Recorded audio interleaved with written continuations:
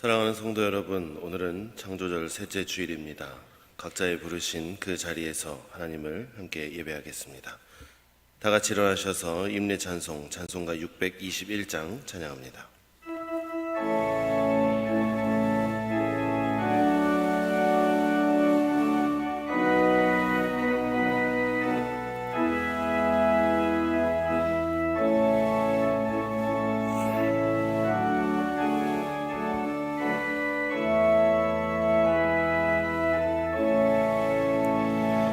찬양하라 내 영혼아, 찬양하라 내 영혼아, 온 마음과 정성 다하여 주 찬양하라.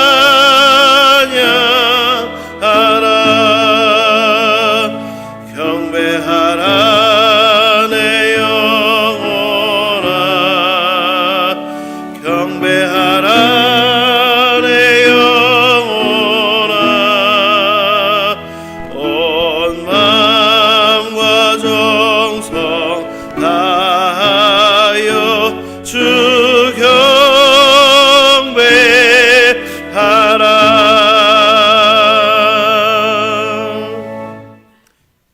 만민들아, 우리 하나님을 송축하며 그의 찬양 소리를 들리게 할지어다. 그는 우리 영혼을 살려두시고 우리의 실족함을 허락하지 아니하시는 주시로다. 하나님을 찬송하리로다. 그가 내 기도를 물리치지 아니하시고 그의 인자하심을 내게서 거두지도 아니하셨도다. 아멘. 거룩하신 하나님, 주님의 백성들이 마음과 정성을 다하여 예배하오니 하나님 받아주시옵소서. 크신 사랑으로 함께 하셔서 우리의 마음을 온전하게 세워주시고 무한하신 은총을 내리셔서 두려움에 떨고 있는 성도들을 구원하여 주옵소서. 걱정과 근심에 쌓인 채 방황하고 있는 자들에게는 성령의 감화를 주셔서 평화를 누리게 하시며 사단의 유혹을 받고 실족하는 자들에게는 속히 끊을 수 있는 결단을 주옵소서. 저희들 모두 오늘의 예배를 통하여 하늘의 신령한 은혜를 경험하게 하시고 의로운 말씀으로 우리의 믿음을 굳게 세울 수 있도록 주여 인도하여 주시옵소서.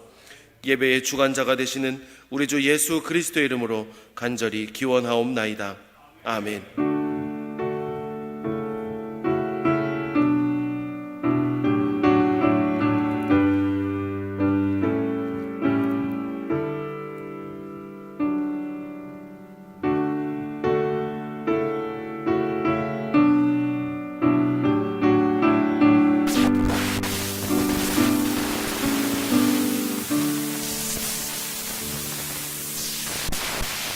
경배 찬송, 찬송가 32장 찬양합니다.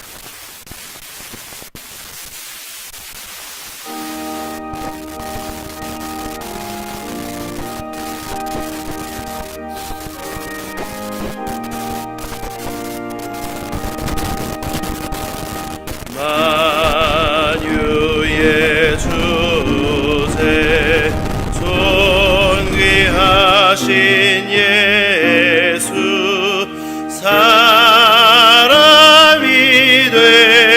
되신 하나님, 나 사모하여 영원히 섬길 내 영광 되신 주로다. 화려한 동산 고성한 저수목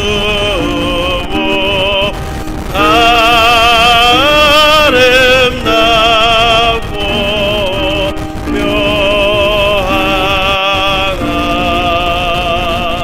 순전한 예수 아름다워 몸 같은 기쁨 주시네. 광명한 해와 명랑한 저다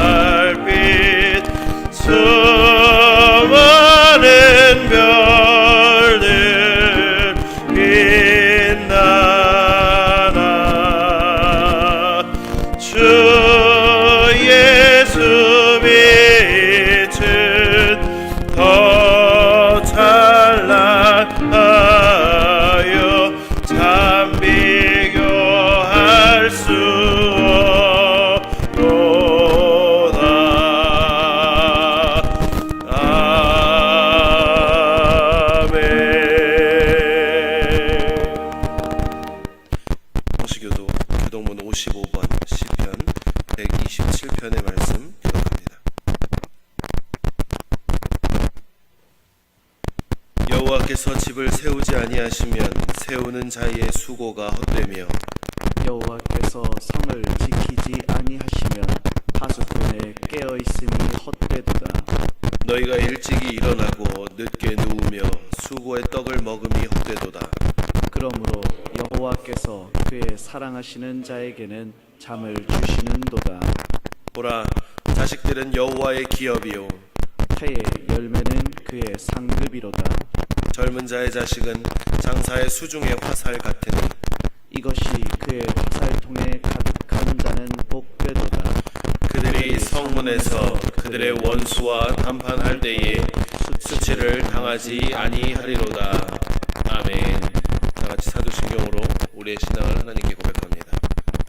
전능하사 천지를 만드신 하나님 아버지를 내가 믿사오며 그 외아들 우리 주 예수 그리스도를 믿사오니 이는 성령으로 잉태하사 동정녀 마리아에게 나시고 본디오 빌라도에게 고난을 받으사 십자가에 못 박혀 죽으시고 장사한 지 사흘 만에 죽은 자 가운데서 다시 살아나시며 하늘에 오르사 전능하신 하나님 우편에 앉아 계시다가 저리로서 산 자와 죽은 자를 심판하러 오시리라.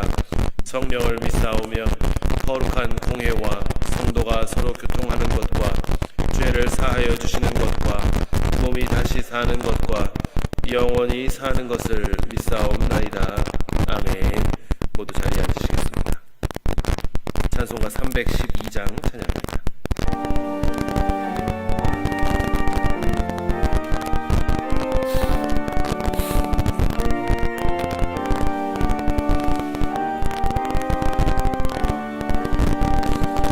너 하나님께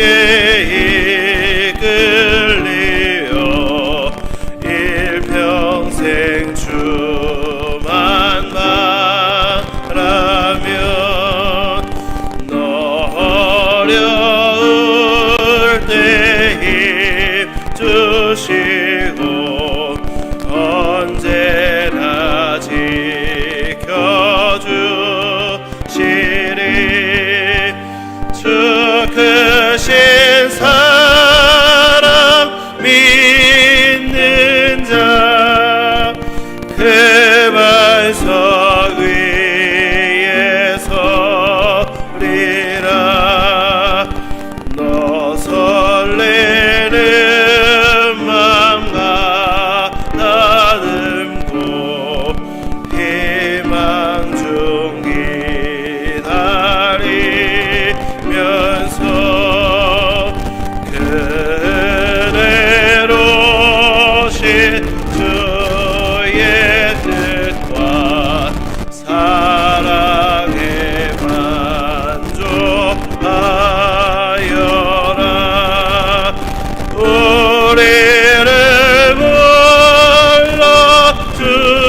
불러주신 주 마음에 소원하신다. 주 찬양하고 기도하며 내 본분 힘써다라. 주 약속하신 모든 은혜 내게서 이루어지리라. 참되고 의지하는 자 주께서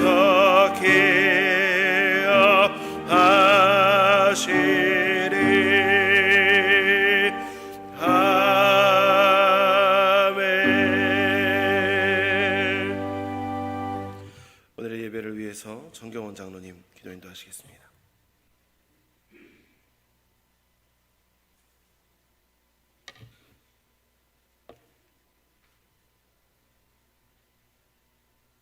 존귀와 영광과 찬양을 받으시기에 합당하신 아버지 하나님, 창조절기를 지키며 각 가정에서 온 마음과 정성을 다하여 드리는 우리의 예배를 주님 흠양하시고 은혜가 충만한 시간 되게 하옵소서.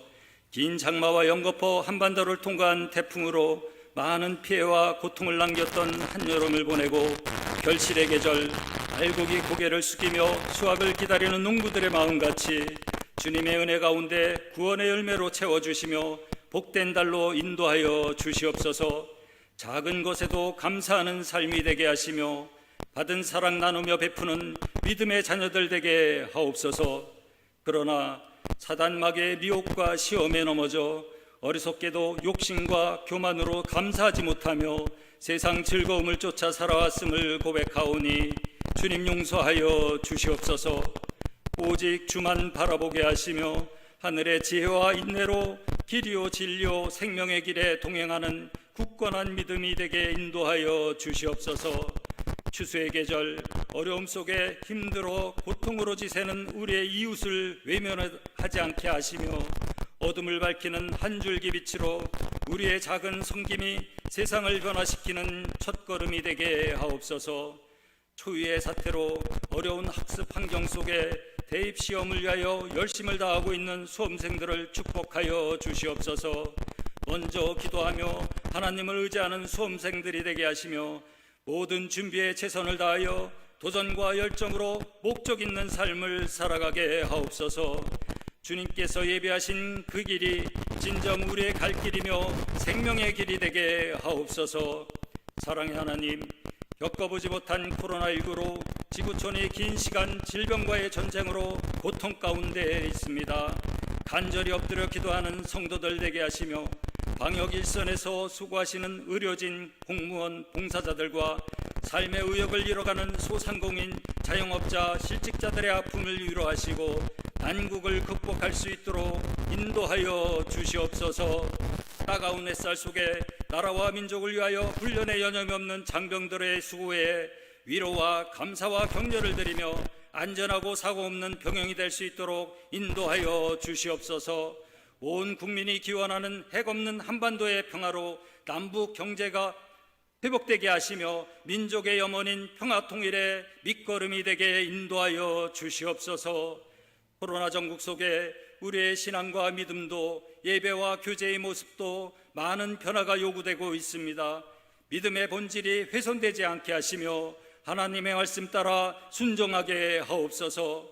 경험하지 못한 변화 속에 수원교회 공동체와 성도들의 회개와 결단의 시간이 되게 하시며 흩어지고 분주한 마음이 하나 되어 굳건한 믿음의 백성들로 기쁨과 감사와 사랑으로 천국 소망 이루어가게 인도하여 주시옵소서. 수원교회가 섬기고 선교하는 기관과 선교사들이 팬데믹으로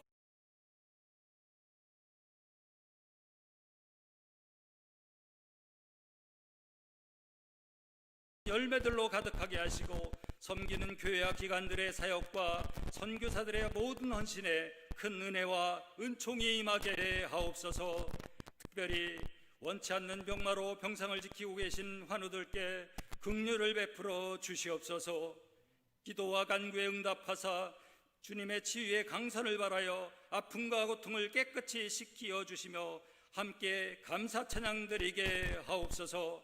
그 가정을 살피시고 위로하시며 피로를 채워 주시옵소서. 환절기 믿음의 부모님들의 건강을 지켜주시길 원합니다. 건강으로 인하여 기도와 예배에 방해가 되지 않게 하시며 강건한 모습으로 가정과 교회의 본이 되셔서 세상을 품는 어버이들이 되게 인도하여 주시옵소서.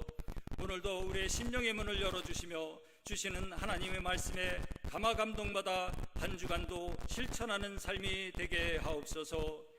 강단에 세우신 최세열 담임 목사님 영육을 강건하게 하시며 7배의 권능을 더하사 성령 충만으로 우리 모두에게 은혜가 넘치는 시간 되게 하옵소서.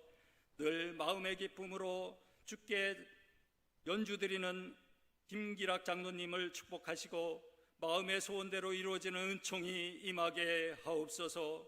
작은 것에도 감사하며 겸손한 마음으로 섬김을 원하시는 예수님의 이름으로 감사드리며 기도드립니다. 아멘.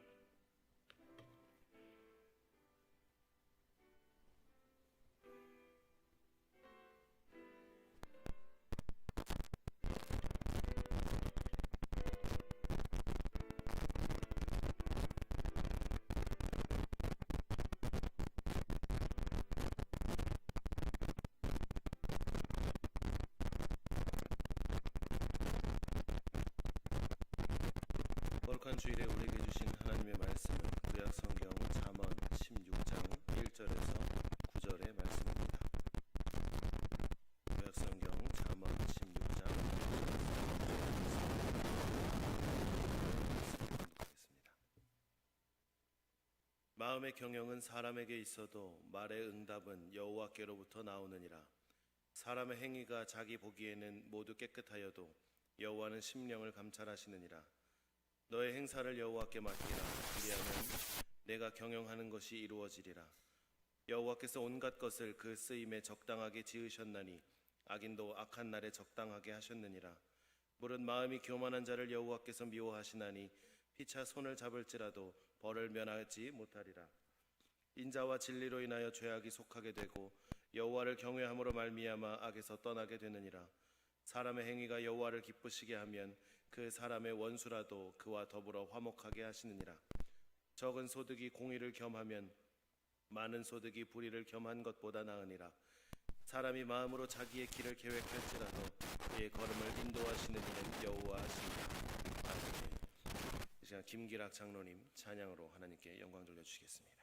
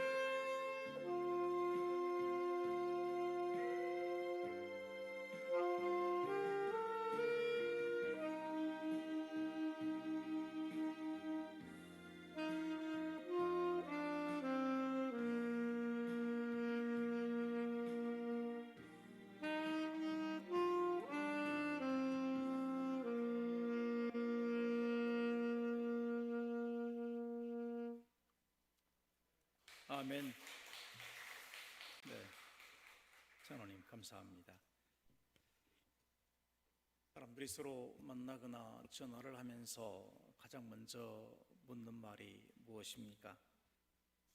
요즘 많은 분들이 서로 인사를 나누면서 가장 먼저 하는 말은 건강하십니까? 건강이 괜찮으십니까? 라고 하는 것이 질문의 중심이 되고 있습니다. 코로나19 시대를 지나면서 모든 사람들의 관심이 건강에 쏠려 있다, 그런 생각을 하게 됩니다. 이제 곧 명절이 될 텐데, 명절이 되면 가족들이 서로 만나고 고향 친구들을 만나면 늘 묻는 인사말이 있습니다. 잘 살고 있느냐라고 하는 것이죠. 잘 지내느냐라고 하는 것입니다. 이렇게 질문하는 것은 누구나 예외 없이 잘 사는 것을 원하기 때문입니다. 잘 살아보고 싶은 것이죠. 그래서 다른 사람들은 어떻게 사는지 궁금해지는 겁니다. 그런데 문제는 잘 사는 것이 무엇이냐라고 하는 것입니다. 많은 경우에 사람들은 잘 사는 것을 돈을 많이 벌고 잘 먹고 생활이 윤택해지는 것이다, 이렇게 생각해 버립니다. 1970년대를 지나면서 우리 민족은 가난을 극복하기 위해서 굉장히 땀을 흘린 그런 시기입니다. 이 시기에 새마을 운동이 시작이 되면서 그때 주제가 뭡니까? 잘 살아보세. 이게 우리 민족의 하나의 주제였습니다. 80년대를 지나가면서 이 경제와 정치, 사회 이런 것들이 조금 불공평하다라고 생각을 해서 이 민주화 운동이 가장 힘있게 일어났던 때가 80년대였습니다. 그러면서 90년대를 지나면서 우리가 조금 이제 삶의 질에 관심을 느끼기 시작합니다. 좀 배고픔의 문제는 좀 해결되었으니까 어떻게 하면 우리의 삶의 질을 높일 수 있을까라고 하는 것을 관심을 했죠. 그러다가 2000년대에 들어오면서 유행했던 말이 있습니다. 웰빙이라는 말입니다. 우리말로 하면 참살이, 그러니까 참된 삶, 그런 것이겠죠. 참살이, 웰빙, 이런 것들이 2000년대를 거의 우리가 유행어처럼 이야기를 좀 해오고 있습니다. 그래서 유기농 농산물을 찾기 시작을 하고, 그리고 요가와 헬스와 아로마 테라피 같은 그런 독특한 그런 운동들도 하고, 또 주제 여행을 즐기는, 지금 우리나라는 세계적으로 여행을 많이 하는 나라 중에 하나가 되어 버렸습니다. 어쨌든 이제 그야말로 좀 품이 있는 삶을 살아보자는 것입니다. 그러면서 우리는 잘 살게 되었다라고 이야기를 합니다.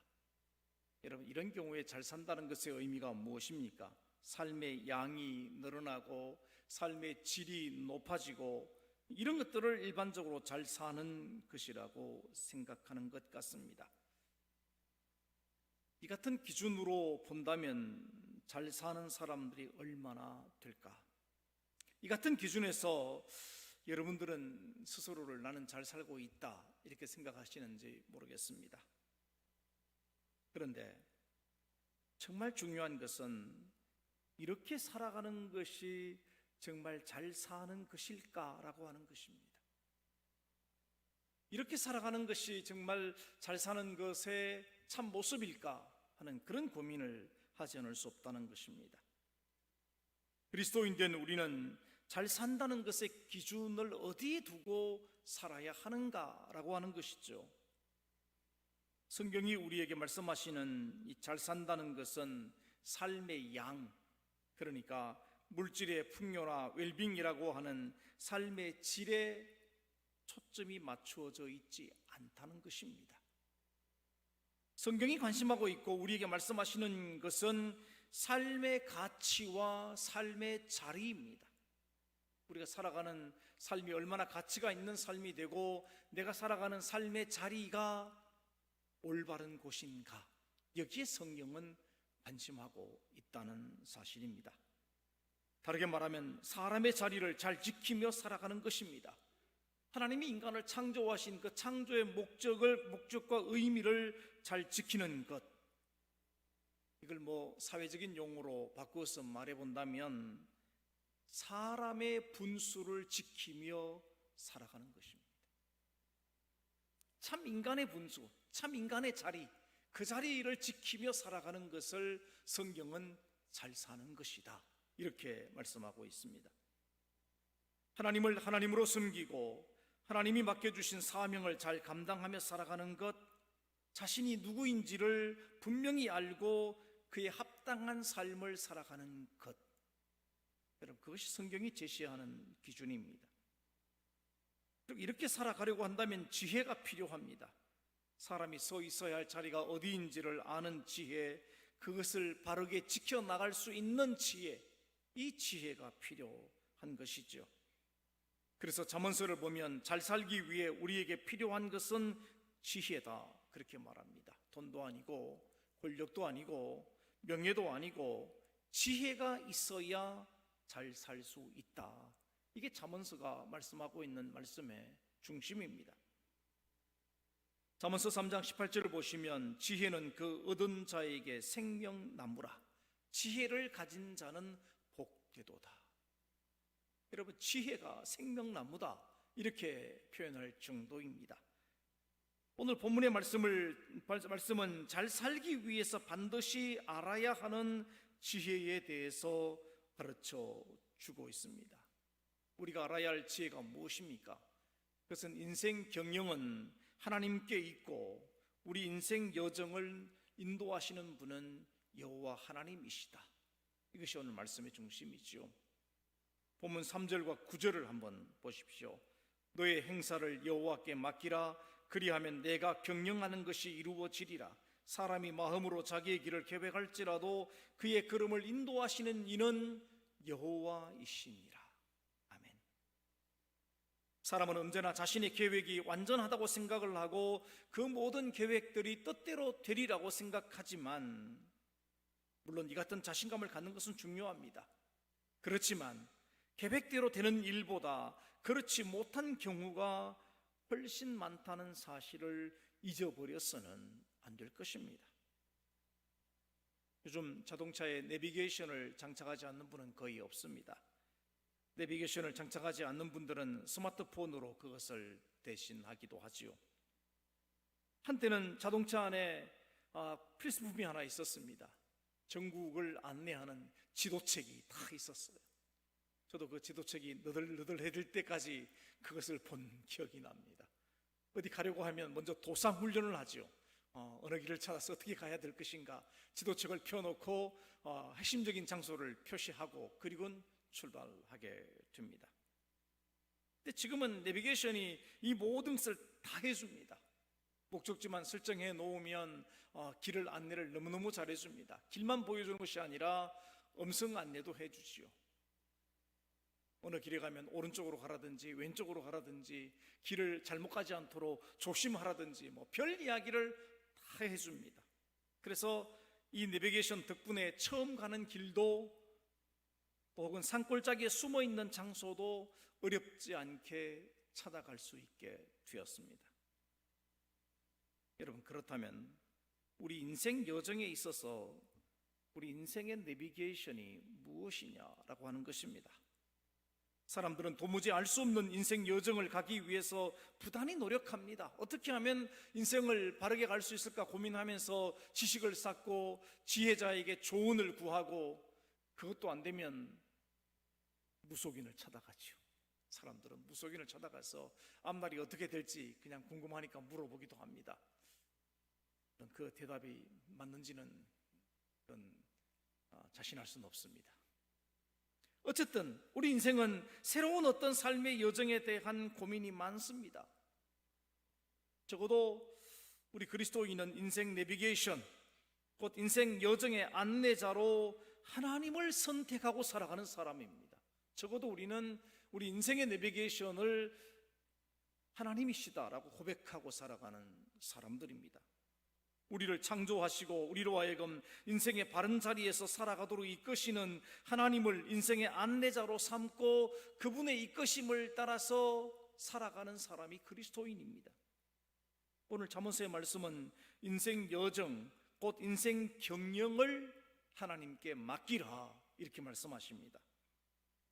우리가 가야 할 인생 여정에 안개로 가득해서 잘 보이지 않는다고 할지라도 인생의 참 안내자이시고 경영자이신 하나님께 맡기고 하나님의 인도하심을 따라 살아간다면 우리는 잘 사는 삶을 살게 될 줄로 믿습니다. 그렇다면 우리의 갈 길을 인도하시는 하나님의 인도하심을 받으려고 한다면 어떻게 해야 되는가? 이게 중요한 것이죠. 첫째는 바른 길로 가기 위해 여호와를 경외해야만 합니다. 사람들은 스스로 깨끗하고 바른 길을 걸어간다고 생각하지만 실제로는 그렇지 못할 때가 많습니다. 본문 2절을 보시면 뭐라고 말씀하십니까? 사람의 행위가 자기 보기에는 모두 깨끗하여도 여호와는 심령을 감찰하시느니라. 적어도 사람들은 내 삶이 그렇게 나쁘다고 생각하는 사람은 별로 없습니다. 내 삶은 정상적이고 내 삶은 바르다고 생각하지만 근데 하나님의 뜻에 비추어 본다면 그렇지 못할 때가 많다, 그런 말씀입니다. 사람들은 짧은 자신의 판단 속에서 자신은 깨끗하게 살아가고 있다고 생각하지만 하나님 보시기에는 그렇지 못하다는 것입니다. 사실 솔직히 말씀을 드리면 우리 속을 조금만 더 들여다보면 그렇다는 것을 금방 인정하게 됩니다. 왜냐하면 겉으로의 우리의 삶은 깨끗해 보일지 모르지만 우리 속에 있는 우리 어떤 속사람의 생각과 속사람의 고민 속에는 갖가지 번민과 고민과 여러 가지 잘못된 생각들이 뒤섞여 있다는 것이죠. 우리 속에는 항상 그것이 뒤섞여 있습니다. 이 같은 우리가 좌우로 흔들리지 않고 인생의 분수를 지키며 바르게 살아가게 하는 힘은 과연 어디에서 오는 것일까? 우리 내적인 갈등과 고민이 많지만 그래도 바르게 판단하고 갈 수 있는 힘은 어디에서 오는 것일까? 여러분, 그것은 여호와를 경외함으로 오는 것입니다. 본문 6절을 한번 보십시오. 인자와 진리로 인하여 죄악이 속하게 되고 여호와를 경외함으로 말미암아 악에서 떠나게 되느니라. 우리가 악에서 떠나게 되는 것은 우리 스스로의 힘이라고 생각하지 마십시오. 하나님을 경외하게 될 때 진정으로 우리가 악한 것으로부터 자유로울 수 있습니다. 여러분, 하나님을 경외한다. 이 경외라는 말은 인간이 하나님을 향해 가지는 거룩한 두려움을 뜻하는 말입니다. 하나님을 향한 존경과 사랑에서 나오는 공경심입니다. 이런 거룩한 두려움이 우리 속에 있어져야 됩니다. 출애굽기 3장을 보면 모세가 새로운 삶을 시작하는 말씀이 나오죠. 모세는 동족의 아픔을 보면서 동족을 도울 길을 생각을 합니다. 동족을 괴롭히는 애굽의 관리를 살해해 버리죠. 그리고 이로 인해서 광야로 도망치는 신세가 됩니다. 그리고 목동으로 40년의 세월을 보내었습니다. 모세의 마음속에는 원대한 꿈이 있었어요. 민족 해방이라고 하는 원대한 꿈이 있었지만 그것을 바르게 이끌어갈 힘이 그에게는 없었다는 것입니다. 그런 그 모세에게 전환점이 찾아옵니다.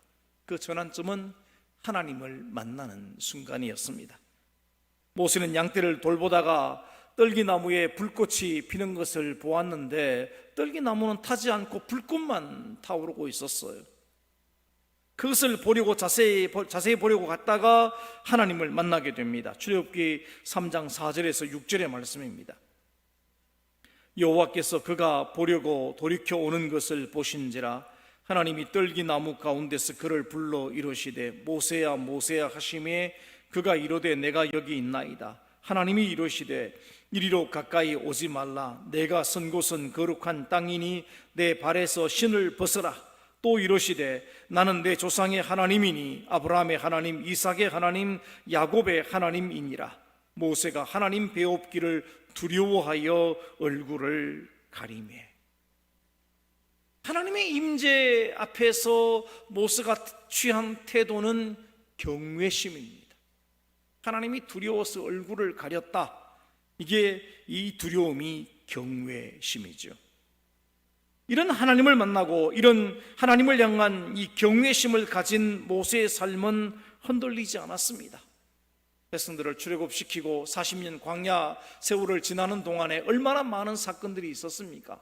백성들이 모세를 원망하고 모세를 죽이려고 하고, 때로는 모세의 가족들이 모세의 지도력에 도전하기도 하고, 불평 불만으로 가득 차 있는 이 백성들을 끌고 가는 동안에 수없는 그런 고통들이 있었지만 모세는 흔들리지 않고 하나님의 뜻인 그 사명을 감당할 수 있었습니다.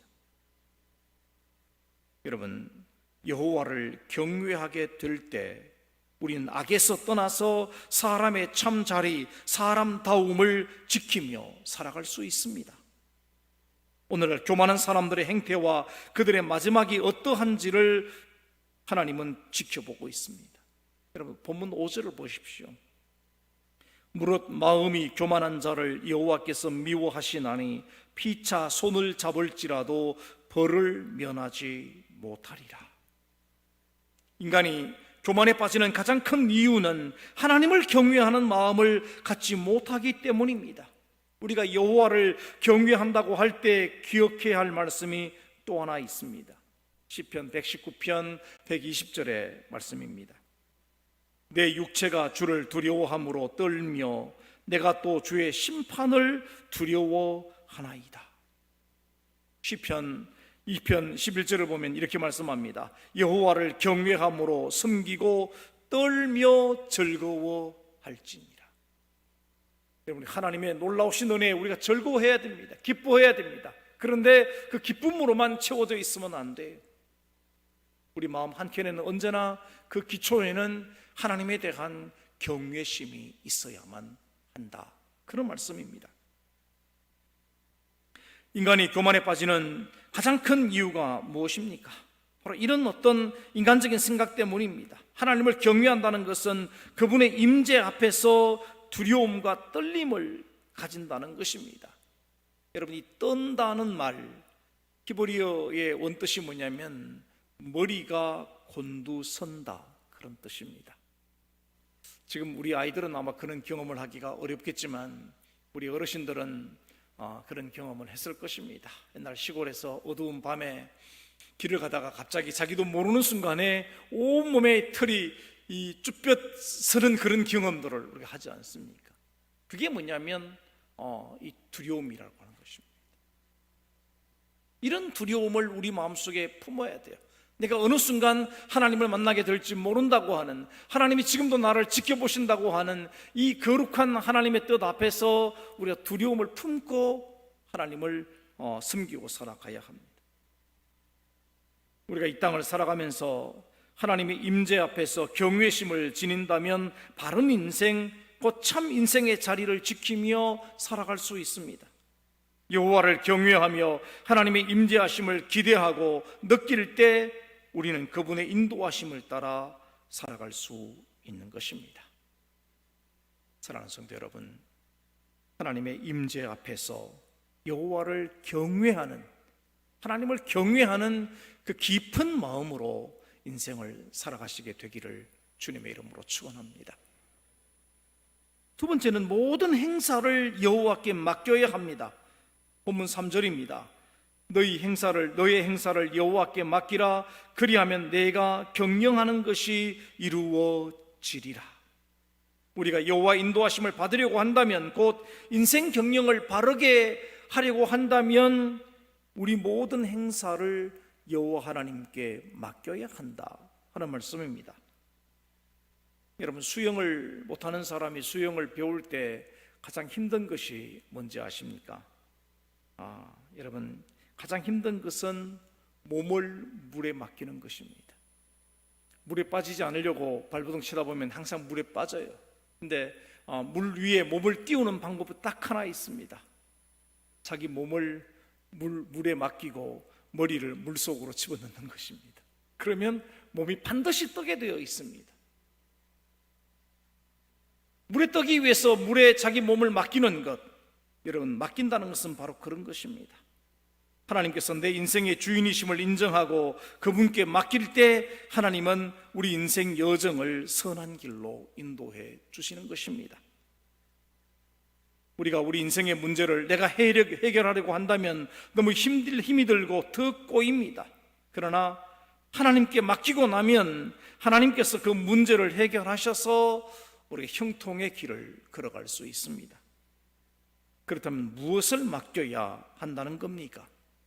첫째는 모든 행사를 맡겨야 합니다. 본문 3절을 보면 너의 행사를 맡기라고 했습니다. 행사라고 하는 말은 모든 계획을 의미합니다. 사람이 계획을 세우더라도 모든 일의 결정권이 하나님께 있다는 사실을 분명히 깨달아야 합니다. 본문 1절을 보십시오. 마음의 경영은 사람에게 있어도 말의 응답은 여호와께로부터 나오느니라. 마음의 경영, 그 삶의 계획이죠. 삶의 계획은 우리 속에 있어도 결국 그것을 응답하시는 분은 하나님이시다, 이렇게 말씀하고 있습니다.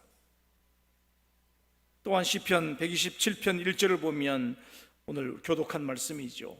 여호와께서 집을 세우지 아니하시면 세우는 자의 수고가 헛되고 여호와께서 성을 지키지 아니하시면 파수꾼이 깨어 있음도 헛된 것이다, 이렇게 말씀을 해버리십니다. 우리가 할 수 있는 일은 한계를 분명히 가지고 있습니다. 우리가 할 수 있는 일에 한계가 있어요. 그리고 하나님께서 나의 인생을 경영하셔야 우리의 수고함이 헛되지 않다는 것을 알아야 합니다.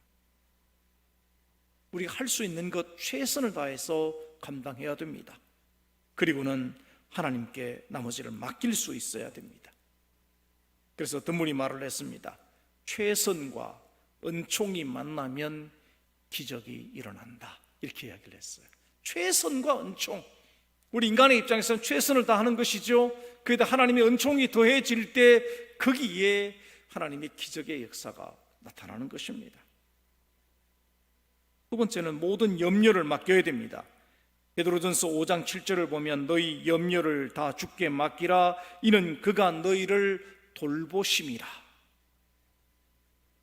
세계적인 권위 있는 연구 조사에 의하면 사람들의 근심 걱정 가운데 80%가 일어날 수 없는 쓸데없는 근심 걱정이라는 것입니다. 그리고 12%는 나와는 상관없는 걱정 근심이라는 거죠. 단지 8%만이 정말 걱정하고 염려해야 될 일이다, 이렇게 통계를 냈습니다. 그런데 사람들은 어떻습니까? 쓸데없는 92%의 근심 걱정에 시달리면서 살아가고 있다는 것입니다. 근데 더 나아가서 성경은 뭐라고 말합니까? 우리가 걱정해야 될 이 8%의 그 내용들까지도 하나님께 맡기고 살아가야 한다, 이렇게 말씀하고 있습니다. 예수님께서는 이렇게 말씀하셨습니다. 마태복음 6장 27절과 34절을 보면 너희 중에 누가 염려함으로 그 키를 한 자라도 더할 수 있겠느냐? 그러므로 내일 일을 위하여 염려하지 말라. 내일 일은 내일이 염려할 것이요 한날의 괴로움은 그날에 족하니라. 우리가 뭐 염려한다고 바꿀 수 있는 것이 있습니까? 없습니다. 우리 노력해서 변화시킬 수 있다면 여러분 노력하십시오. 그런데 우리의 걱정과 염려 속에서 할 수 없는 일이라면 겸손히 하나님께 맡겨야 합니다. 세 번째는 모든 짐을 맡겨야 합니다. 시편 55편 22절을 보면 내 짐을 여호와께 맡기라. 그가 너를 붙드시고 의인의 요동함을 영원히 허락하지 아니하시리로다. 여러분, 험한 인생을 살아가고 있는 사람들에게 인생의 무거운 짐을 져야 할 때가 많습니다. 우리가 져야 할 짐이 참 많아요. 생존 경쟁에 무거운 짐이 있습니다. 우리 어른들은 또 자녀 양육의 짐이 있지요. 또 연세가 더 드신 분들은 질병과 고통의 짐들이 있습니다. 또 어떤 분들은 죄악과 죽음의 짐을 지고 비틀거리기도 합니다. 때로는 실패와 가난도 우리에게는 큰 짐이 되기도 합니다. 마태복음 11장 28절을 보면 수고하고 무거운 짐진 자들아 다 이리로 오라. 내가 너희를 쉬게 하리라. 주님의 말씀입니다. 우리가 지고 있는 인생의 무거운 짐을 주님께 맡기면 주님이 맡아주시고 편히 쉼을 주신다고 약속해 주셨습니다. 네 번째는 우리가 가는 길을 맡겨야 합니다. 시편 37편 5절을 보니까 내 길을 여호와께 맡기라. 그를 의지하면 그가 이루시고 라고 말씀합니다. 여러분, 내일 일을 아는 사람은 아무도 없습니다. 우린 내일 일을 알지 못하는 인생길을 걸어가고 있습니다. 축복의 사람이었던 야곱이 바로왕 앞에 나갔을 때 바로가 물었습니다. 당신의 나이가 얼마나 됩니까? 이렇게 물었더니 야곱이 이렇게 대답을 했습니다. 내 나그네 길의 세월이 120년이지만 험악한 세월을 보내었습니다. 이렇게 말을 합니다. 사람은 모두 나그네 인생을 살아가고 있습니다. 이 길을 지혜롭게 살아가는 방법은 우리 길을 하나님께 맡기는 것밖에 없습니다. 본문 9절을 보십시오. 사람이 마음으로 자기의 길을 계획할지라도 그의 걸음을 인도하시는 이는 여호와시니라. 하나님께 인생길을 맡기고 갔던 다윗은 그 위대한 놀라운 고백을 했습니다. 여호와는 나의 목자시니 내게 부족함이 없으리로다. 내 평생에 선하심과 인자하심이 반드시 나를 따르리니 내가 여호와의 집에 영원히 거하리로다. 무슨 말이겠습니까? 하나님이 마치 양들에게 있어서 목자와 같이 자신에게 목자와 같은 분으로서 자기를 이끌어 주셨다는 것입니다. 우리가 인생을 주님께 맡기면 비로소 주님께서 우리 인생에 오셔서 일하기 시작하십니다. 그러면 우리가 주님의 인도하심을 받을 수 있게 되는 것입니다. 세 번째로, 여호와를 기쁘시게 해야 합니다. 본문 7절을 보시면 사람의 행위가 여호와를 기쁘시게 하면 그 사람의 원수라도 그와 더불어 화목하게 하시느니라. 우리 좀 더 적극적으로 하나님을 기쁘시게 해드리면 주님께서 우리의 앞길을 책임지시고 인도하시겠다는 말씀입니다. 어려운 문제, 심지어 원수를 맺을 정도의 심각한 일이라고 할지라도 해결해 주시겠다는 겁니다. 사도행전 13장 22절을 보면 다윗에 대한 하나님의 평가가 기록이 되어 있습니다. 다윗을 왕으로 세우시고 정언하여 이르시되 내가 이새의 아들 다윗을 만나니 내 마음에 맞는 사람이라 내 뜻을 다 이루리라 하시더니, 하나님은 다윗이 하나님의 마음에 맞는 사람이라고 말씀했습니다. 내가 다윗을 보았더니 내 마음에 맞는 사람이다. 이는 곧 다윗이 하나님을 기쁘시게 해드렸다는 것입니다. 그러므로 다윗을 통해 하나님의 뜻을 다 이루시겠다는 것입니다. 다윗이 어떻게 하나님의 마음을 기쁘게 해 드렸겠습니까? 성경에 몇 가지의 그 해답들이 있습니다. 그중 하나가 사무엘하 2장 1절인데, 그 후에 다윗이 여호와께 여쭈어 아뢰되 내가 유다 한 성읍으로 올라가리이까 여호와께서 이르시되 올라가라. 다윗이 아뢰되 어디로 가리이까? 이르시되 헤브론으로 갈지니라.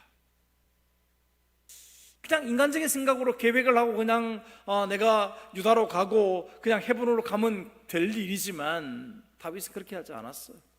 어떤 일을, 중요한 일을 결정하기 전에 하나님, 제가 어떻게 해야 됩니까? 가야 됩니까? 말아야 됩니까? 간다면 어디로 가야 됩니까? 구체적으로 그는 기도하고 있습니다. 다시 말하면 어떤 일을 하기 전에 기도부터 했다는 것입니다. 기도로 시작하는 사람, 그 사람은 주님을 기쁘시게 해드리고 주님께서 그 사람의 인생을 인도해 주신다는 것입니다. 그러나 기도하지 않고 사람의 생각과 사람의 의견을 따라 일하는 사람은 주님의 마음을 답답하게 해드리는 것이고 주님께서 그 사람의 인생에서 손을 떼시게 하는 것입니다. 여러분, 그러므로 우리는 매사에 기도로 시작해야 됩니다. 그러면 주님의 마음에 합한 사람이 될 수 있습니다. 그러면 그 사람의 행사를 주님께서 인도하시고 형통하게 하실 겁니다. 많은 분들이 이 일이 터진 뒤에 기도를 시작합니다. 아무 생각도 없이 하나님의 뜻을 묻지도 않은 채 자기 마음대로 어떤 일을 시작해 놓고 실패하거나 위기에 처하면 그때 가서야 하나님 도와달라고 부르짖는 모습입니다. 물론 그 기도도 의미가 있습니다. 그러나 그 기도는 무척이나 힘든 기도가 될 것입니다. 응답도 더딜 것입니다. 주님의 마음을 기쁘시게 하는 일이 아닐 것입니다. 사랑하는 여러분, 기도보다 앞서가지 마십시오. 기도보다 앞서가시면 안 됩니다. 매사에 하나님께 묻고 그리고 행하시기 바랍니다. 그러면 여러분이 하나님의 인도를 받으실 수 있게 될 줄로 믿습니다. 사랑하는 여러분, 오늘 본문의 말씀을 마음에 새기시기 바랍니다. 1절과 3절과 9절의 말씀을 특별히 마음에 새기십시오. 마음의 경영은 사람에게 있어도 말의 응답은 여호와께로부터 나오느니라. 너의 행사를 여호와께 맡기라. 그리하면 내가 경영하는 것이 이루어지리라. 사람이 마음으로 자기의 길을 계획할지라도 그의 걸음을 인도하시는 이는 여호와시니라. 아멘. 인생이 우리 뜻대로 되지 않습니다. 자기가 계획하고 꿈꾸는 대로 되지 않습니다. 하나님의 결재가 있어야 합니다. 우리가 최선을 다하되 하나님의 인도하심을 받아야 합니다. 여호와를 경외함으로, 하나님께 모든 것을 맡김으로, 또 하나님을 기쁘시게 해 드림으로 인생 경영이 하나님 은혜 안에서 성공적인 삶이 되는 우리 모두가 될 수 있기를 주님의 이름으로 축원합니다. 기도하겠습니다. 거룩하신 아버지 하나님, 우리를 하나님의 거룩한 백성으로 삼아주시고 우리를 도와주시겠다고, 이끌어 주시겠다고, 우리의 목자가 되어 주시겠다고 약속해 주시니 참으로 감사합니다.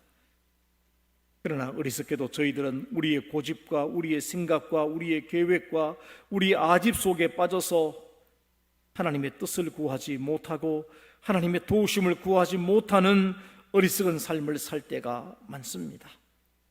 아버지, 참으로 어려운 것이 인생 경영입니다. 이제는 하나님을 경외함으로, 하나님께 맡김으로, 하나님을 기쁘시게 해드림으로 바른 인생 경영을 할 수 있도록 지혜를 더하여 주시옵소서. 예수님의 이름으로 기도하옵나이다. 아멘.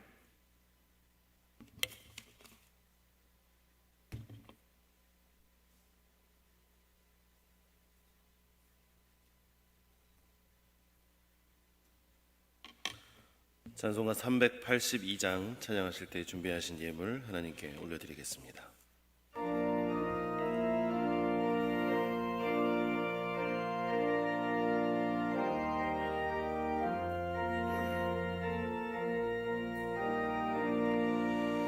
너 근심 걱정 말아라. 주 너를 지키리. 주 날개 밑에 거하라. 주 너를 지키리. 주 너를 지키리.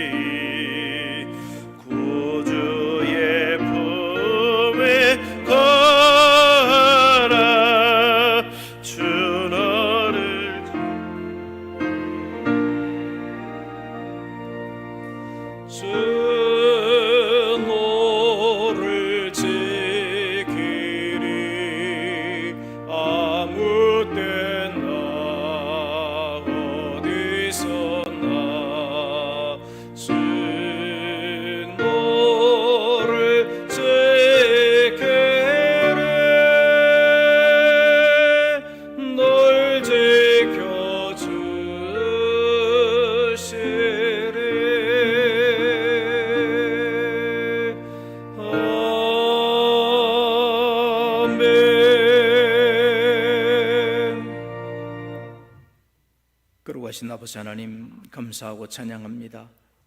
하나님을 예배하는 이 귀한 시간에 거룩한 예물을 성별하여 주님께 드리옵니다. 우리의 생명, 우리 가진 모든 것이 다 아버지의 것임을 고백하며 이 예물 드리오니 우리 주님 받으시고 응답하여 주시옵소서. 이 물질뿐 아니라 주님의 이름으로 살아가는 우리의 삶의 모든 자리가 하나님 앞에 드려지는 날마다의 예배가 되게 하여 주옵소서. 이 아침에 악기로 주님께 찬양을 드린 당신의 귀한 종의 그 찬양을 받으시옵소서. 어린 생명들을 가르치고 또 어린 생명들에게 복음을 전하기 위해 애쓰는 주의 종들을 기억해 주시옵소서. 특별히 보이지 않고 또 아버지 나타나지 않는 곳에서 섬기며 봉사하고 헌신하는 귀한 손길들을 오 주님이여 기억하여 주시옵소서. 간절한 마음으로 기도하고 원하는 것은 오늘 이 나라 이 민족 아버지 하나님 이 역사를 주님 긍휼히 여겨 주시기를 원합니다. 아버지 하나님, 코로나19로 인해서 모든 것이 멈추어지고 차단되어지는 이 시대 속에 아버지 저희들이 서 있습니다. 주님, 속히 이 모든 것이 끝이 나서 서로 만나고 교제하고 서로 더 깊은 주님의 사랑을 나눌 수 있도록 함께 예배할 수 있도록 하나님 인도하여 주옵소서. 여러 가지 삶의 어려움 속에 있는 주의 백성들을 긍휼히 여겨 주옵소서. 육신의 질고 속에 있는 주의 백성들을 치유하여 주시고 삶의 어려움 속에 있는 주의 백성들에게 새로운 용기와 희망을 허락하여 주시옵소서. 이 아침에 드려지는 귀한 예물 주님 홀로 영광 받으시옵소서. 예수님 거룩하신 이름으로 축복하오며 기도하옵나이다. 아멘.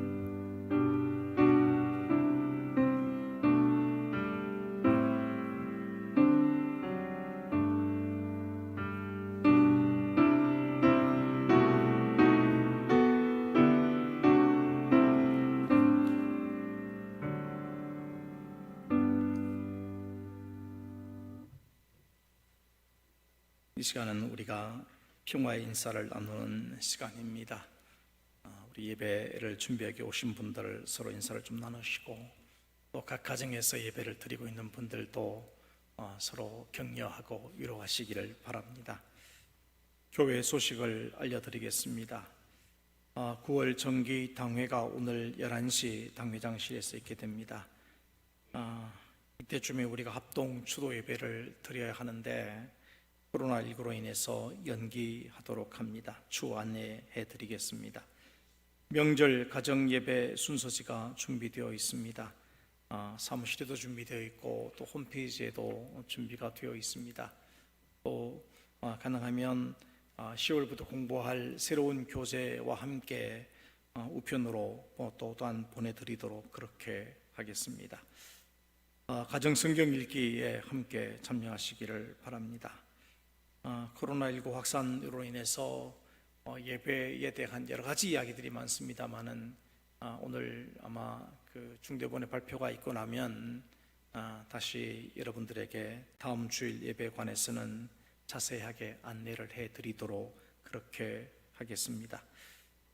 2021학년도 대학 수학능력 시험 수험생 명단을 파악 중에 있습니다. 여러분 각 교장님들에게 제출을 해 주시기를 바라고요. 청소년부 수련회는 온라인으로 합니다. 온라인으로 한다는 게 뭔가 궁금하시겠지만 요즘은 화상회의, 화상통화 뭐 이런 것도 있지 않습니까? 함께 화상 안에 들어와서 같이 대화하고 또 나누는 그런 일이 될 것입니다. 음악위원회에서는 주일 아침에 찬양을 드리시기 원하는 분들의 신청을 받고 있습니다. 우리 공동의회 결의에 대한 추인의 건으로 인해서 서명을 받고 있는데 이것은 우리 교회의 권리를 찾는 일입니다. 우리가 먼저 시작한 그런 재판도 아니고요. 상대방이 먼저 우리 땅을 자기 땅이라고 주장해서 시작된 그런 재판이기 때문에 우리는 우리 땅을 지키기 위해서 응답할 수밖에 없는 그런 재판입니다. 여러분 우리 교회 전체의 3분의 2가 동의를 해 주셔야 하는 일이기 때문에 또 우리 땅을 찾는 일이기 때문에 우리 모든 교인들이 온 마음을 다해서 동참을 해 주시기를 바랍니다. 이제 우리 함께 자리에서 일어나셔서 이달의 찬양 이런 교회 되게 하소서 함께 찬양합니다.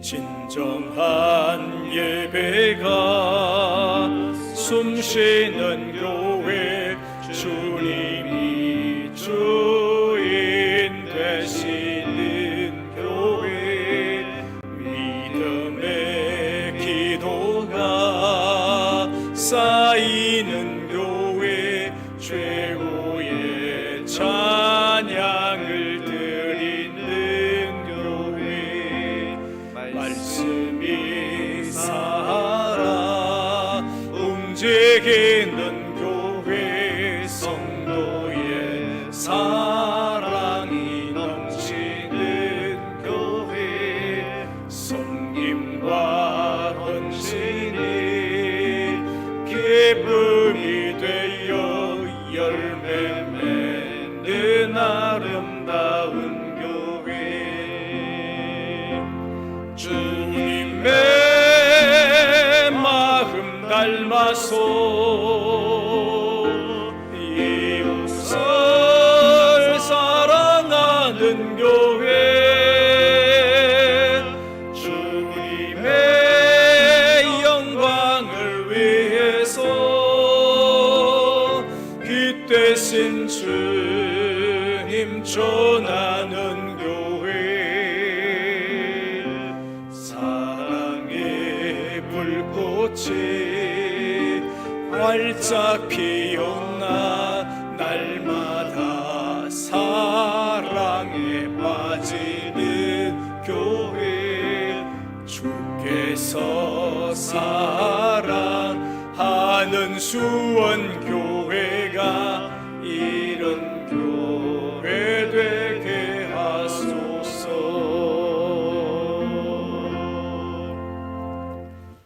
이제는 생명의 주가 되시는 하나님 아버지의 놀라우신 사랑과 우리 주님 예수 그리스도의 그 크신 은혜와 이 사랑과 이 은혜를 깨닫게 하시며 하나님을 경외함으로 참된 지혜를 가짐으로 바르게 인생 경영을 하기를 원하는 주의 모든 백성들 가운데 영원토록 함께 계시옵기를 간절히 축원하옵나이다.